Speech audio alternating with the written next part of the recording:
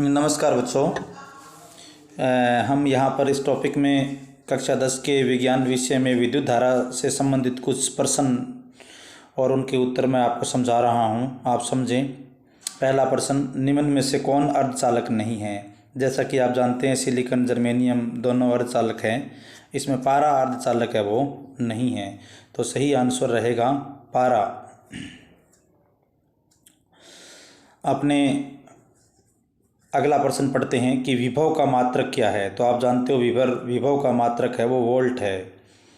तो यहाँ पर एम्पियर, ओम, वाट दिया है। एम्पियर विद्युत धारा का है, ओम प्रतिरोध का है, वाट विद्युत शक्ति का है, तो सही आंसर बचता है अपने पास ओम। इसके बाद आवेश का एसआई मात्रक क्या होता है? तो यहाँ पर चार ऑप्शन हमारे पास है। वोल्ट जो कि विभव का है, ओम जो कि प्रतिरोध का है, जूल जो कि कार्य या ऊर्जा का है, कूलम सही आंसर है, कूलम या कूलाम। फिर अगला प्रश्न है, जब किसी चालक तार से विद्युत धारा प्रवाहित होती है तो गतिशील कण क्या होते हैं? हम जानते हैं कि ये इलेक्ट्रॉन होते हैं, क्योंकि हमें मालूम होना चाहिए कि जो बैटरी या विद्युत स्रोत का प्लस टर्मिनल है उससे माइनस की ओर विद्युत धारा बहती है और ये सदैव इलेक्ट्रॉनों के गति के विपरीत होती है। तो इस प्रश्न का सही आंसर है इलेक्ट्रॉन। इलेक्ट्रॉन के अगला प्रश्न, विद्युत बल्ब का जो तंतु होता है फिलामेंट, वो किसका बना होता है? तो वो हमें पता है टंगस्टन का होता है, जिसका प्रतीक W होता है। टंगस्टन एक उच्च गलनांक वाला धातु है जो उस तापमान पर भी पिघलता नहीं है और बल्ब में इसी प्रकार की ज़रूरत रहती है कि तापमान चाहे कितना भी उच्च हो जाए वह पिघले नहीं। तो यहाँ पर जो सही आंसर अपना बनेगा वो टंगस्टन है। हालांकि लोहा, तांबा, सोना ये भी धातु है, लेकिन ये इनका गलनांक बहुत कम होता है। टंगस्टन एक हाई मेल्टिंग पॉइंट या उच्च गलनांक वाला पदार्थ है, जिस कारण इसका उपयोग बल्ब के तंतु को बनाने में किया जाता है और ये हमें ऊष्मा प्रदान करता है प्रकाश ऊर्जा के रूप में। फिर आमीटर, ये एमीटर है। एमीटर को विद्युत परिपथ में किस क्रम में जोड़ा जाता है? तो सही आंसर इसका रहेगा श्रेणी क्रम। श्रेणी क्रम में इसको जोड़ने का कारण है कि एमीटर का प्रतिरोध है वो बहुत अल्प होता है और एमीटर परिपथ में कोई व्यवधान उत्पन्न नहीं करता है, इसलिए इसको श्रेणी क्रम में जोड़ दिया जाता है। बहुत अच्छा प्रश्न है कि इसको श्रेणी क्रम में ही क्यों जोड़ा जाता है। तो उन पदार्थों को सदैव श्रेणी क्रम में जोड़ते हैं जिनका प्रतिरोध न के बराबर हो, और यही बात है वो परिपथ में एमीटर के साथ लागू होती है जो कि विद्युत धारा को मापता है। इसका प्रतिरोध ज़्यादा नहीं होता है, इसलिए या यूँ कहें कि इसका प्रतिरोध अल्प होता है, इसलिए इसको श्रेणी क्रम में जोड़ा जाता है। तो यहाँ पर सही आंसर रहेगा श्रेणी क्रम। ऐसे प्रश्नों को हमें ध्यान से समझना चाहिए क्योंकि साथ में ही इसमें समांतर क्रम लिखा होता है। समांतर क्रम में उन प्रतिरोधों को जोड़ा जाता है जिनका प्रतिरोध उच्च होता है। अगला प्रश्न जो है, 1 वोल्ट क्या कहलाता है? जूल प्रति सेकंड, जूल प्रति कूलाम, जूल प्रति एम्पियर, इनमें से कोई नहीं। तो वोल्ट किसका मात्रक है? हमें मालूम होना चाहिए विभव का मात्रक है। V बराबर W/Q होता है। तो Q का मान जब 1 रख देते हैं तब अपने पास 1 जूल आता है और उसको अपने 1 वोल्ट कहते हैं। तो सही आंसर इसका B रहेगा। आप यहाँ से थोड़ा सा ये कन्फ्यूजन वाला है, ध्यान से देखें इसको। नेक्स्ट क्वेश्चन जो है, धारा में आवेश किस स्थिति में रहते हैं? विरामावस्था में, गति की अवस्था में, किसी भी अवस्था में रह सकते हैं, इनमें से कोई नहीं। देखो, जो विद्युत धारा की परिभाषा है वो यही है कि आवेश प्रवाह की दर को विद्युत धारा कहते हैं। तो इसका मतलब नाम से ही पता लगता है कि आवेश प्रवाह की दर मतलब आवेश का प्रवाह हो रहा है, मतलब ये गति की अवस्था में रहते हैं। तो इसका सही आंसर, सही ऑप्शन है वो बी होगा। धारा में आवेश है वो गति की अवस्था में रहते हैं और आवेश प्रवाह की दर को ही विद्युत धारा कहते हैं। फिर है 1 मिली एम्पियर, 1 MA।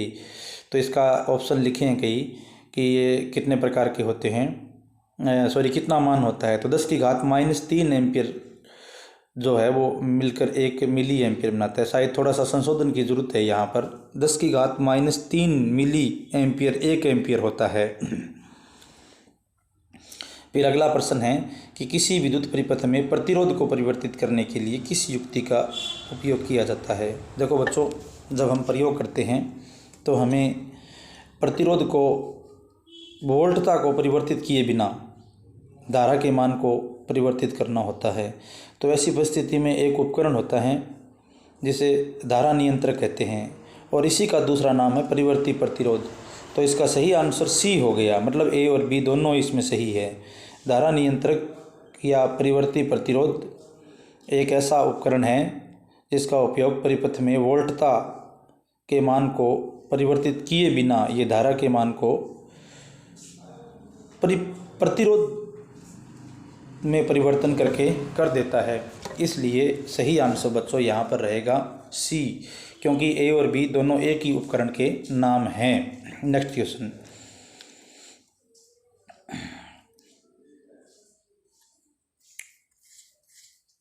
चलो थोड़ा मैं आपको यहाँ पर और बताता हूँ। देखो, धारा नियंत्रक का ही दूसरा नाम परिवर्ती प्रतिरोध है।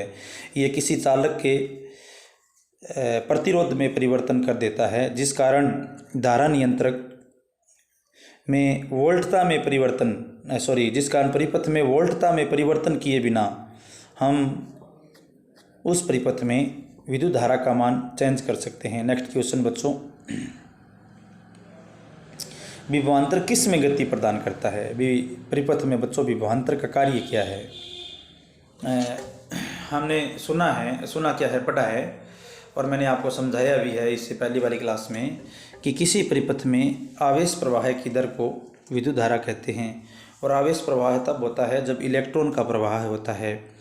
अब परिपथ में इलेक्ट्रॉन के प्रवाह के कारण ही उनकी गति के विपरीत दिशा में विद्युत धारा बहती है।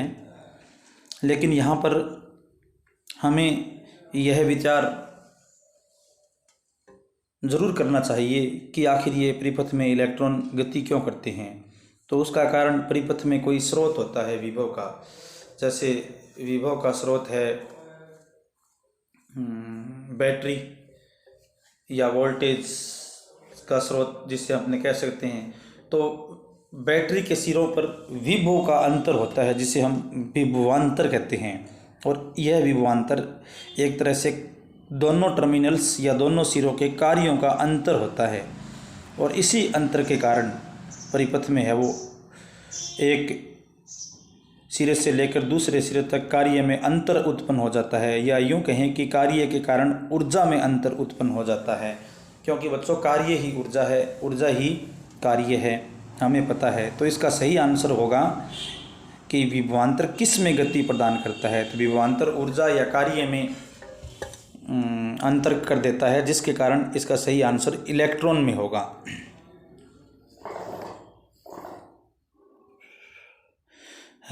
इसके बाद जो नेक्स्ट क्वेश्चन हमारी स्क्रीन पर आ रहा है वो मैं आपको समझाता हूँ, आप ध्यान से समझें।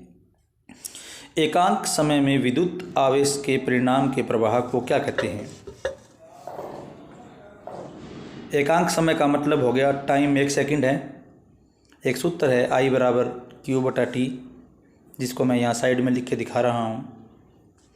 तो यहाँ पर यदि अपने t का मान 1 रख दें तो फिर I है वो Q के बराबर हो जाएगा। मतलब इसका सही आंसर I बराबर Q मतलब विद्युत धारा। तो इसका सही आंसर होगा विद्युत धारा। नेक्स्ट क्वेश्चन ये अपने पास है कि किसी तार से विद्युत धारा प्रवाहित होती है तो तार के प्रत्येक बिंदु से कितना इलेक्ट्रॉन होता है? तो वैसे तो बच्चों ये प्रश्न है वो थोड़ा सा डिस्प्यूट है, लेकिन इसमें सही आंसर 6 × 10⁻18 होगा इसके ऑप्शन के हिसाब से। नेक्स्ट क्वेश्चन पढ़ने से पहले मैं आपको बता दूं कि सही आंसर तो है 6.25 × 10⁻18। सी को भी करेक्ट करने की ज़रूरत है। और इसमें यह भी लिखा होना चाहिए कि किसी तार से विद्युत धारा प्रवाहित होती है तो तार के प्रत्येक बिंदु से कितना इलेक्ट्रॉन प्रवाहित होता है। तो इलेक्ट्रॉनों की संख्या पूछी है यहाँ पर, और आवेश ऐसी परिस्थिति में 1 कूलाम होता है। तो इसका जो सही आंसर आएगा वो आएगा 6 × 10⁻18। लेकिन वास्तविक जो सही आंसर है वो होगा 6.25 × 10⁻18। लेकिन हमें ऑप्शन में 6.25 × 10⁻18 नहीं दिया है, तो ऑप्शन के हिसाब से 6 × 10⁻18 सही माना जाएगा। Thank you.